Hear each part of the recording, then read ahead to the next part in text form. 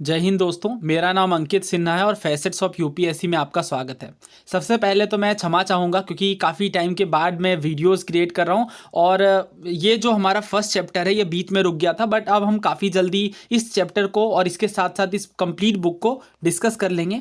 Already हमने part 1 और 2 को कवर कर लिया। उम्मीद है आपने सभी लेक्चर्स को देखा होगा। अब आपके क्वेश्चन अच्छे से कवर हो रहे होंगे और देखिए प्रीवियस ईयर क्वेश्चन की प्रैक्टिस करिए अच्छे से। इसके बाद आपको हर एक चैप्टर के क्वेश्चंस लगाने हैं और क्वेश्चंस कैसे कवर करना है, कुछ क्वेश्चन मैं भी दूंगा अपने तरफ से इंपॉर्टेंट क्वेश्चन। इन सभी चीज़ों को हम 1 बाय 1 कवर करने वाले हैं। लेकिन इससे पहले उम्मीद है आपने इस चैप्टर का पार्ट 1 और 2 कवर किया होगा। मैं क्विकली कुछ क्वेश्चंस पूछूंगा, आपको आंसर देना है, बिकॉज यही इंपॉर्टेंट चीज़ें हैं जो इस चैप्टर में हम आगे भी डिस्कस करने वाले हैं। सबसे पहला सवाल ये है कि परमानेंट सेटलमेंट, जिसे जमींदारी सिस्टम कहा जाता है, किस ईयर आया था? कौन गवर्नर जनरल लेकर के आए थे? बहुत आसान सवाल है, आई नो, बट ये चीज़ें बिल्कुल क्लियर होनी चाहिए। इनमें कन्फ्यूज़न की कोई गुंजाइश नहीं होनी चाहिए। ठीक है, 1793 में कॉर्नवालिस के द्वारा लाया गया था। खास शर्तें क्या थी? तो जैसा कि ऑलरेडी हमने डिस्कस किया है कि जो भी राजा या तालुकदार थे उनके साथ एग्रीमेंट होता था, उन्हें ज़मींदार का दर्जा दिया जाता था। और इसके बाद अब जो ये ज़मींदार बन गए हैं उनका एक तरीके से आप कह लें कि कॉन्ट्रैक्ट बेसिस पे चीज़ें चलती थी। जो भी प्रोड्यूस होता था उसका एक फिक्स्ड अमाउंट जो है ये देना पड़ता था ब्रिटिश ईस्ट इंडिया कंपनी को।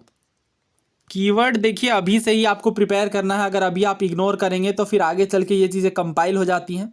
अधियार का क्या मतलब है बताइए? ऑलरेडी मैंने डिस्कस किया है इसे। उम्मीद है आप इन चीज़ों को नोट करें। देखिए अगर आप नोट कर रहे हैं तब तो 50% चांसेस है कि एग्जाम में याद भी आ जाए, बट अगर नोट नहीं कर रहे हैं तो लगेगा ये सुना भी क्या है हमने।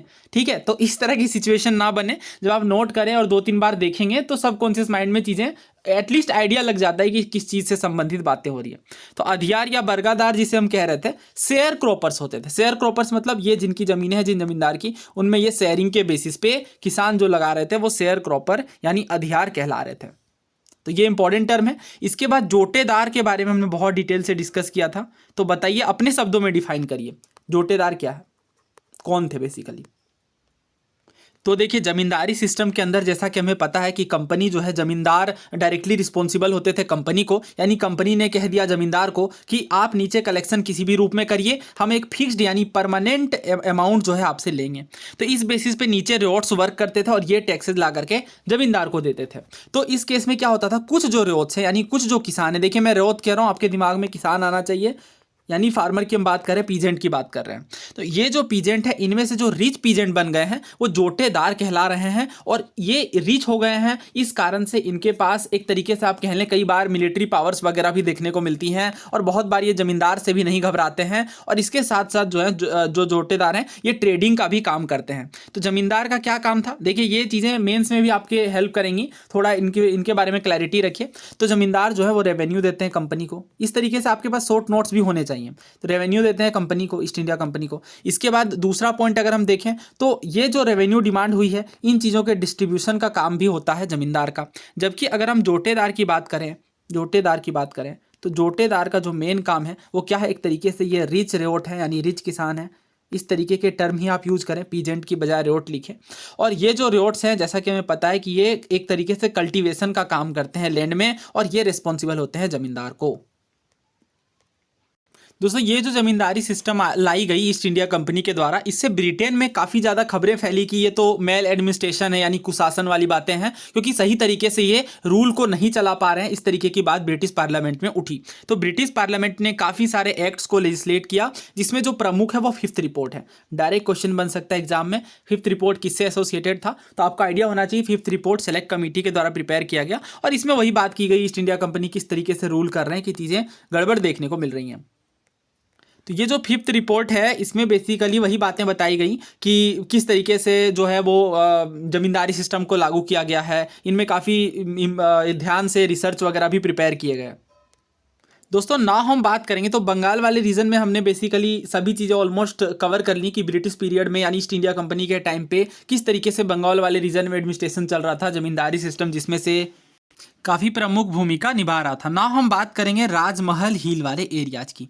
तो सबसे पहले मैप में आपको क्लैरिटी होनी चाहिए और आपको टोपोग्राफी का भी आइडिया होना चाहिए, बिकॉज वो चीज़ सबसे ज़्यादा मैटर करेगी। जहां हम देखते हैं बंगाल वाले क्षेत्र में सेटल्ड कल्टीवेशन देखने को मिल रही है, वहीं राजमहल वाले क्षेत्रों में शिफ्टिंग कल्टीवेशन प्रैक्टिस की जा रही थी। अब ऐसा क्यों है, तो आपके माइंड में अगर टोपोग्राफी का आइडिया होगा तो इन चीज़ों का बेहतर ढंग से समझ पाएंगे। जैसे नॉर्थ ईस्ट में भी हम देखते थे कि शिफ्टिंग कल्टीवेशन ज़्यादा मात्रा में प्रैक्टिस की जा रही थी, तो इसका वही रीज़न है कि जो जिस तरीके से लैंड है और जिस तरीके से पॉपुलेशन है, ये दो चीज़ बहुत ज़्यादा मैटर करेगी।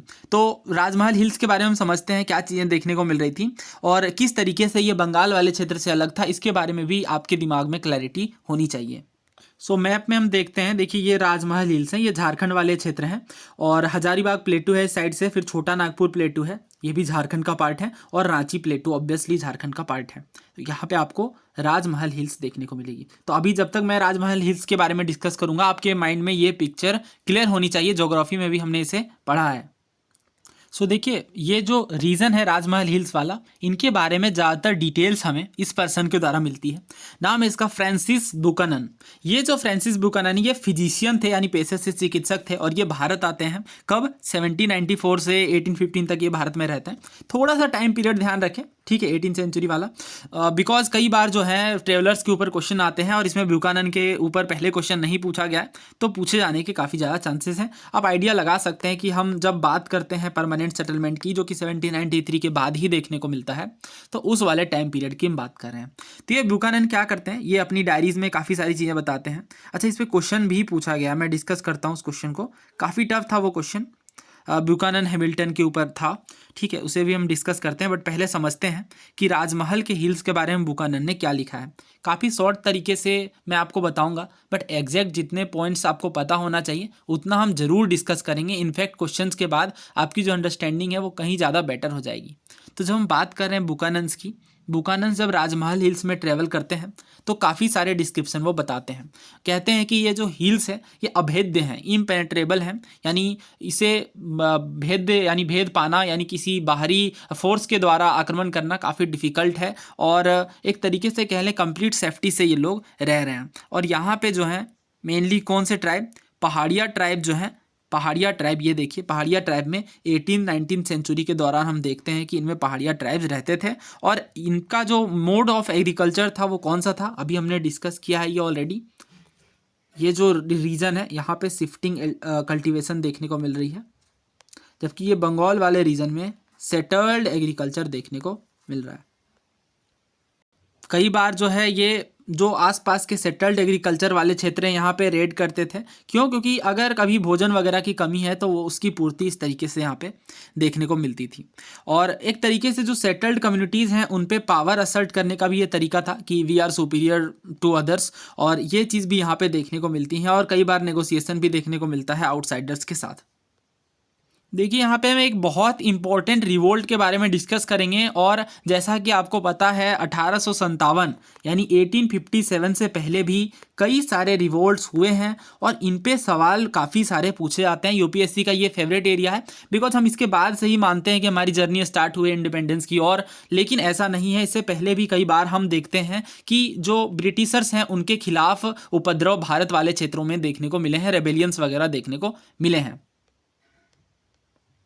रीजन्स को समझते हैं तो जो रीजन्स हैं ट्राइबल रिवोल्ट्स के वो सिमिलर देखने को मिलते हैं जनरली, और इनमें अगर हम बात करें सबसे प्रमुख, तो सबसे प्रमुख यही होता है कि जैसे जैसे एग्रीकल्चर एक्सपैंड करने लगता है, सेटल्ड एग्रीकल्चर, तो ज़मीनें कम हो जाती हैं। अब ज़मीनें कम होती हैं तो जिस तरीके से जो ट्रेडिशनल लाइवलीहुड है ट्राइबल्स पीपल का, उस तरीके से उनमें जो है काफ़ी सारी रुकावटें आती हैं। जैसे जो एरिया फॉरेस्ट के अंडर या पैस्चर्स के अंडर जहाँ पे एनिमल ग्रेजिंग की जाती हैं, कैटल ग्रेजिंग की जाती हैं, वो एरियाज काफ़ी कम हो जाते हैं। इनसे जो हिल फॉक हैं और जो सेटल्ड कल्टीवेटर हैं, यानी बेसिकली हम बात कर रहे हैं ट्राइब्स वर्सेस सेटल्ड एग्रीकल्चर की, तो यहाँ पे भी हमें क्या देखने को मिलता है, कॉन्फ्लिक्ट यानी विवाद देखने को मिलते हैं, क्योंकि लैंड तो लिमिटेड है बट उनमें दावेदार बढ़ने लगे हैं। इसके बाद और भी रीजन समझते हैं।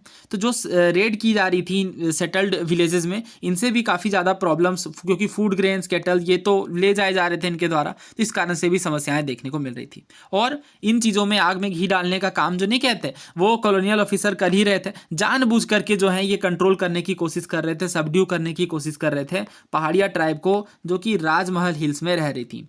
तो बट 1770s में हमें देखने को मिलता है कि ब्रिटिशर्स ने सारी हदें पार कर दी हैं और एक ब्रूट पॉलिसी देखने को मिल रही है एक्सटर्मिनेशन की, यानी हंटिंग किया जा रहा है पहाड़ियाज का और उन्हें मारा जा रहा है। एक तरीके से बोल दें कि कंप्लीट ब्रूट फोर्स अपनाया गया है ब्रिटिशर्स के द्वारा। कब हम बात कर रहे हैं, तो 1770s के दशक की, और यहीं से एक बहुत इंपॉर्टेंट रिवोल्ट देखने को मिलता है, और एक तरीके से आप कह सकते हैं कि ये one of the first tribal revolt था, और आगे काफ़ी जर्नी जो है बदल दी जाती है इस रिवोल्ट के बाद। देखिए जो जैसे हमने अभी डिस्कस किया था बुकानन के बारे में कि ये राजमहल वाले क्षेत्रों में जाते हैं, तो जब ये 1810 के में ट्रेवल कर रहे होते हैं तो पहाड़िया जो हैं ये नेचुरली इन्हें एक तरीके से शक की निगाह से देखते हैं। क्यों? क्योंकि जो पहाड़िया ट्राइब हैं, क्योंकि ऑलरेडी इनके द्वारा इन पर काफ़ी सारे जुल्म किए जा रहे थे, तो इनको यही लगता था कि हर एक जो वाइट पीपल है यहाँ पे वो इस पावर को रिप्रेजेंट कर रहा है जो उनके ट्रेडिशनल लाइफ को बर्बाद करने का काम कर रही है। इसी राजमहल वाले एरियाज़ में संथाल्स भी आ गए हैं और फॉरेस्ट वगैरह क्लियर करने का काम किया जा रहा है, टिम्बर वगैरह कट किए जा रहे हैं। तो इस कारण से जो लोअर हिल्स हैं उनमें संथाल सेटलर्स हैं, पहाड़ियाज को राजमहल हिल्स में और डीप जाना पड़ रहा है। और अगर पहाड़ियाज लाइफ को हो के द्वारा सिम्बलाइज किया जाता है, तो जो सेटल्ड लाइफ है, सेटल्ड लाइफ वो प्लो के द्वारा रिप्रेजेंट की जाती है। हो क्या है, तो ये और प्राचीन यंत्र है। सो देखिए ये है हो, और ये ट्राइबल लाइफ को रिप्रेजेंट करने के लिए बेसिकली 1770s के पीरियड में यूज़ किया गया। आज के डेट में भी ये काफ़ी ज़्यादा यूज़ होती है, कुदाल कहते हैं इसे हिंदी में। ठीक है, तो ये इसके बाद अगर हम बात करें प्लो, तो ये हल कहा जाता है हिंदी में, जो कि सेटल्ड एग्रीकल्चर को रिप्रेजेंट कर रहा है। तो दोस्तों इससे पहले कि हम आगे बढ़ें, यहाँ पे पहाड़िया रेबेलियन के बारे में बहुत ब्रीफ में दिया गया है। काफ़ी सारी चीज़ें हैं जो हमें डिस्कस कर लेनी चाहिए। बेसिकली 2-3 पॉइंट ही हैं इस विषय में, इस पर्टिकुलर टॉपिक में। हालांकि ट्राइबल रिवोल्ट अपने आप में काफ़ी बड़ा है और अभी हम डिस्कस करेंगे संथाल रेबेलियन, चुआर रेबेलियन, ऐसे ही काफ़ी सारे रेबेलियंस के बारे में। पहाड़िया रेबेलियन के बारे में आपको 2 बातें पता होनी चाहिए। पहला तो ये कि जो लीडर हैं इस रेबेलियन के, राजा जगन्नाथ हैं, और ब्रिटिशर्स का क्या एटीट्यूड रहा इस चीज़ को समझते हैं। तो जैसा कि हमने देखा 1770s के दशक में, ये देखिए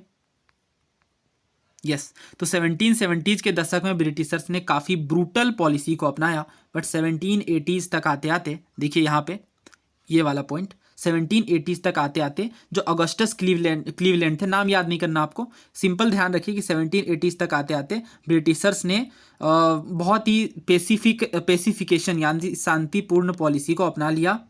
और जो भी इनकी प्रमुख मांगे थी, जैसे एक प्रमुख मांग तो ये थी कि जमींदार जो है इन पर बहुत ज़्यादा कंट्रोल ना करें, इन चीज़ों को मान लिया गया। उम्मीद है ये जो मैं एक्स्ट्रा पॉइंट बताता हूँ, जैसे राजा जगन्नाथ का मैंने अभी नाम लिया, तो ये सब चीज़ें आपको फैक्ट्स के रूप में क्वेश्चंस में डेफिनेटली देखने को मिलती हैं। इन्हीं बातों के ऊपर सवाल बनते हैं।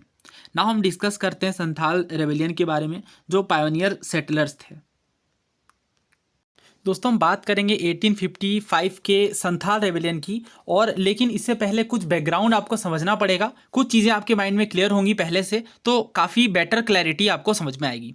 देखिए अगर हम बात करें संथाल ट्राइबल्स की, तो 1810 के एंड में हम बात कर रहे हैं 1810 की। 1810 के एंड में क्या होता है, बुकानन के बारे में ज़्यादातर चीज़ हम इसलिए डिस्कस कर रहे हैं क्योंकि बुकानन की जो डायरीज मिली हैं उसके बेसिस पे हम काफ़ी सारी बातें कर पा रहे हैं। गंजूरिया पहाड़ को इसने क्रॉस किया, और इसके बाद, जो कि राजमहल का पार्ट है ऑब्वियसली, इसके बाद ये जो है रॉकी कंट्री बियॉन्ड, यानी जो रॉकी वाले क्षेत्र हैं जिनमें काफ़ी ज़्यादा चट्टान वगैरह देखने को मिलते हैं, उन पहाड़ों को क्रॉस करने के बाद ये एक गाँव में पहुँचते हैं। कौन? बुकानन। और ये क्या देखते हैं कि इस गांव में, ये जो गांव है ये काफ़ी प्राचीन गांव है, और इसके अगल बगल के जो लैंड है ये एक्सटेंड कल्टीवेशन के लिए क्लियर है। और ये जो क्लियरेंस है, यानी मान लीजिए एक एरिया है और यहाँ पे काफ़ी घने जंगल है। अब इन जंगलों की क्लियरेंस है, और ये रीसेंट क्लियरेंस है, मतलब हाल ही में इन जंगलों को साफ किया गया है खेती के लिए। किस तरीके की खेती के लिए? तो सेटल्ड एग्रीकल्चर समहाउ आप कह सकते हैं।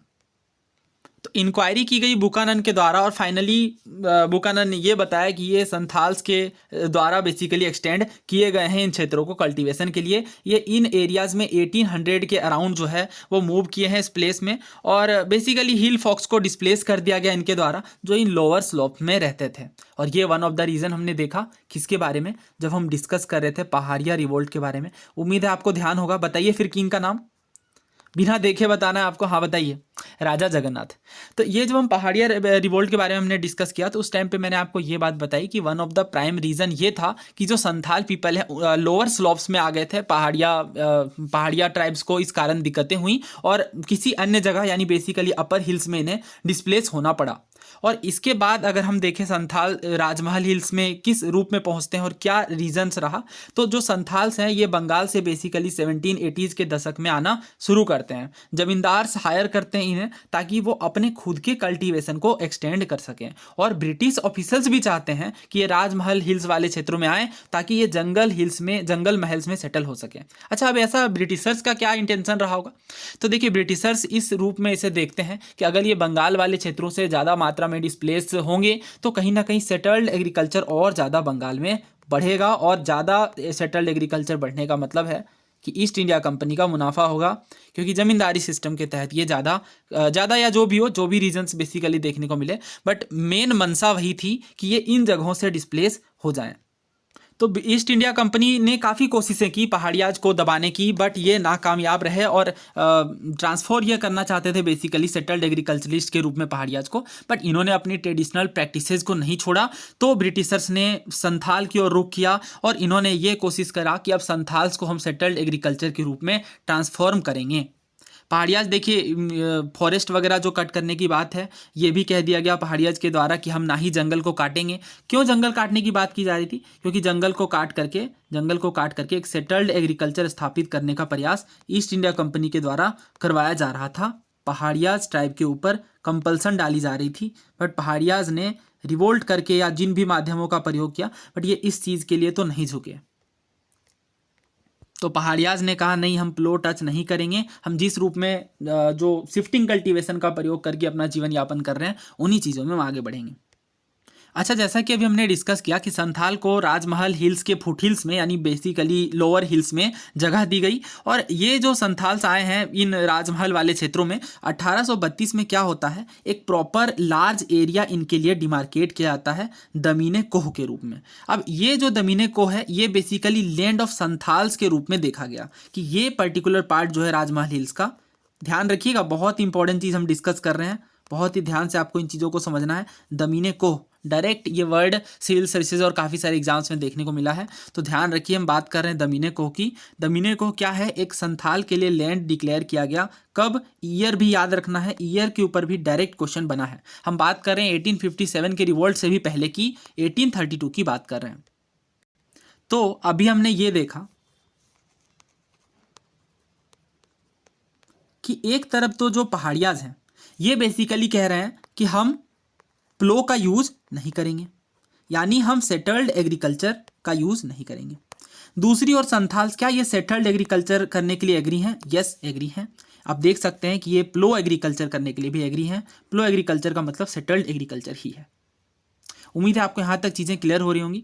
इसके बाद अगर हम देखते हैं संथाल्स के बारे में, तो एक बहुत इंपॉर्टेंट बात यहाँ पे ये निकल करके आती है कि ये सेटल्ड पीजेंट्स के रूप में, यानी जिस तरीके से बंगाल वाले क्षेत्रों में देखने को मिल रहा है, जो जंगलों को क्लियर किया गया है, उसके बाद वहाँ पे प्रॉपर हल के साथ और सही तरीक़ों से खेती की जा रही है, शिफ्टिंग कल्टिवेशन नहीं की जा रही है, उन चीज़ों का इस्तेमाल संथाल्स के द्वारा, संथाल पीपल के द्वारा 1830s के बाद किया जाने लगा।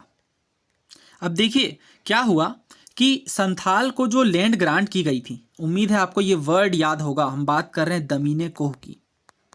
ये जो लैंड ग्रांट की गई, इसमें यह कहा गया कि आपको पहले 10 सालों के भीतर, यानी 1832 से 42 के भीतर 1/10 जो लैंड है एटलीस्ट उसे क्लियर करके सेटल्ड एग्रीकल्चर की कल्टीवेशन वहाँ पे शुरू कर देनी है।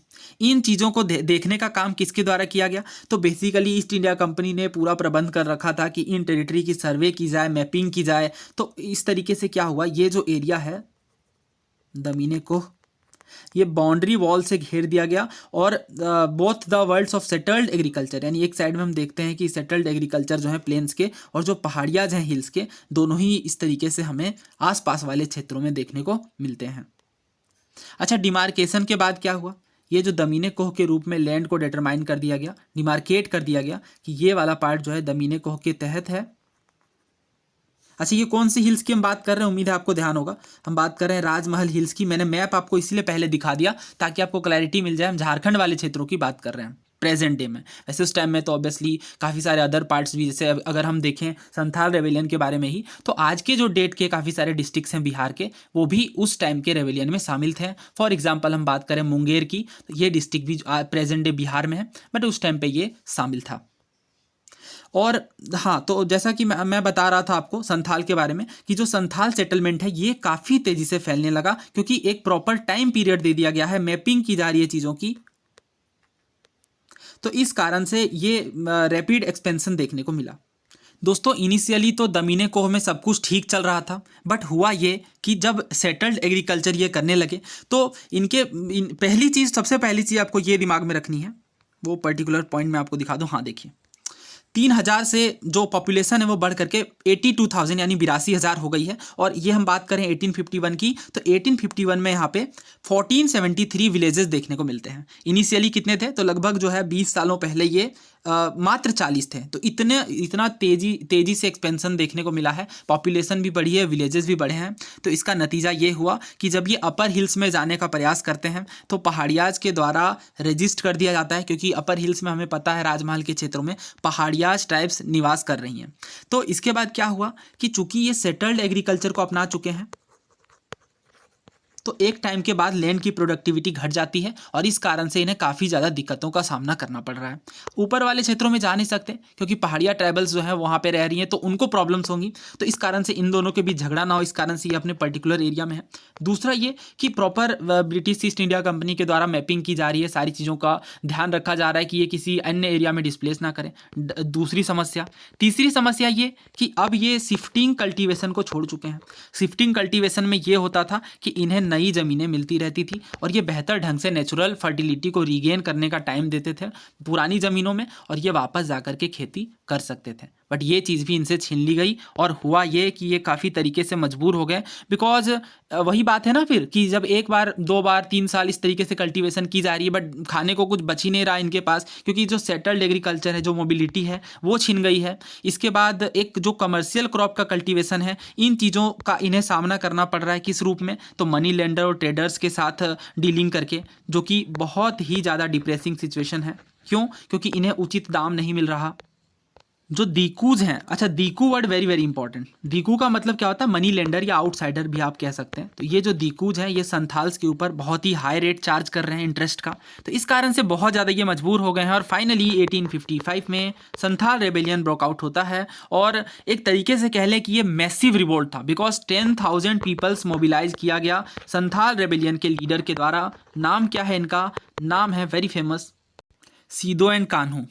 सिदो एंड कान्हू, कई जगहों पे सिद्धू लिखा रहता है बट मैं झारखंड से हूँ and as far as I think ये नाम सिदो होना चाहिए। सिदो एंड कान्हू, ये दो जो ट्राइबल लीडर्स हैं, ये जो दो ट्राइबल लीडर्स हैं ये 10,000 संथाल को मोबिलाइज करते हैं। और क्योंकि एक फ्री संथाल स्टेट की डिमांड यहाँ पे देखने को मिल रही थी, हम बात कर रहे हैं 1857 में संथाल रेबेलियन की, तो आप देख सकते हैं 1857 की क्रांति से 2 साल पहले ही हमें इतने मैसिव लेवल का रेबेलियन देखने को मिला। एक तरीके का ये ट्राइबल रिवोल्ट था और इसका रिजल्ट वही निकल करके आया। रीजन्स वगैरह हमने डिस्कस कर लिया, आप इसे वीडियो पोस्ट करके आराम से पढ़ सकते हैं। काफ़ी ज़्यादा टैक्सेस वगैरह लगाना, ये सब बातें आपके आंसर में भी होनी चाहिए ट्राइबल रिवोल्ट से अगर क्वेश्चन आता है तो। अच्छा, ये स्टार्टिंग में ही हम देख सकते हैं यहाँ पे जो संथाल परगना है इसका क्रिएशन हुआ संथाल रिवोल्ट के बाद ही। क्षेत्र का थोड़ा आइडिया रख सकते हैं, देखिए हजारीबाग और सिंहभूम ये सब तो अभी फिलहाल झारखंड में है, भागलपुर मुंगेर ये बिहार में। सो उम्मीद है इन रिवोल्ट्स के बारे में आपको कंप्लीट क्लैरिटी मिली होगी, एक दिमाग में पिक्चर से क्रिएट हुई होगी क्या क्या रीजंस रहे, क्या कंसिक्वेंसेस रहे। दमीने कोह वगैरह वर्ड के बारे में आपने ध्यान रखा होगा, दीकू वगैरह हमने डिस्कस किया। ठीक है, एक क्विक रिकैप करते हैं, बहुत ही जल्दी से करेंगे। सबसे पहले हमने पहाड़िया रिवोल्ट के बारे में डिस्कस किया, ठीक है, कौन सा टाइम पीरियड था? अच्छा, टाइम पीरियड आप बताएंगे ना? हाँ, इसके लीडर का नाम भी आप बताएंगे, मैंने 2 बार ऑलरेडी बताया है। इसके बाद हम बात कर रहे हैं संथाल रेबेलियन की 1855 में। ये देखिए 1857 से रिवोल्ट को कनेक्ट करके रखेंगे तो चीज़ें याद रहेंगी। लीडर का नाम सीदो कान्हू। वैसे बेसिकली ये 4 ब्रदर्स थे, बाकी 2 भाइयों का नाम भी मैं बता देता हूँ इन केस कभी पूछा जाए। सीदो, कान्हू, चांद और भैरव। ठीक है, ये 4 ब्रदर्स थे। भैरव, इसके बाद ये चांद है। ठीक है, ये 4 ब्रदर्स थे, इन्होंने बेसिकली रिवोल्ट को लीड किया 1857 के संथाल रेबेलियन को। रीजंस आप लिखेंगे कमेंट्स में। इसका क्या आउटकम निकल करके आया संथाल परगना वाला क्षेत्र। सो इसके क्वेश्चंस हम नेक्स्ट वीडियो में डिस्कस करेंगे और आप चीज़ों का रिवीजन करके आएँ, बहुत ज़्यादा आपको हेल्प मिलेगी। धन्यवाद, जय हिंद।